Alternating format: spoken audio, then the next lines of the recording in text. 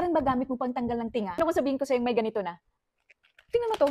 Toothpick na, dental floss pa. And yung isang box, 50 pieces na. And alam mo ba, naka-buy 2, get 1 pa sila for only 99 pesos. Napaka-hygienic pa niya, naka-box talaga.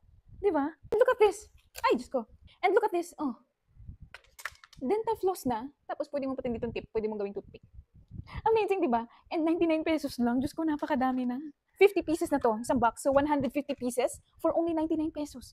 Di ba? Ang mahihilig dyan sa dental floss or kaya naman sa toothpick, naku, pinag-isa na. Tapos napakamura pa.